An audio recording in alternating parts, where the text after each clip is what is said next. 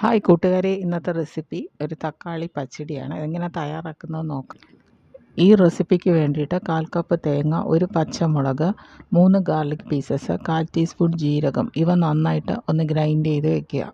പിന്നെ വേണ്ടത് 1/4 കപ്പ് തക്കാളി അരിഞ്ഞതും, ഒരു പച്ചമുളക് അരിഞ്ഞതും, പിന്നെ 1/4 കപ്പ് തൈരും ഇതിനാവശ്യമാണ്.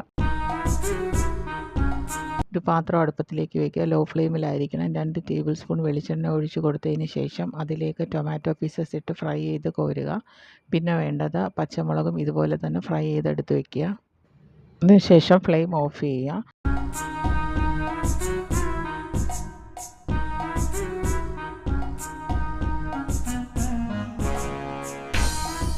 പാത്രം അടുപ്പത്തിലേക്ക് വയ്ക്കുക. ലോ ഫ്ലെയിമിലായിരിക്കണം. അതിലേക്ക് തേങ്ങയുടെ ഗ്രേവി ചേർത്ത് കൊടുത്ത് ആവശ്യത്തിന് ഉപ്പും ചേർത്ത് നന്നായിട്ടൊന്ന് മിക്സ് ചെയ്യുക.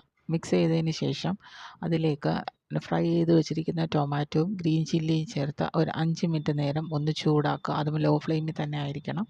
നന്നായിട്ട് ചൂടായതിന് ശേഷം ഫ്ലെയിം ഓഫ് ചെയ്യുക.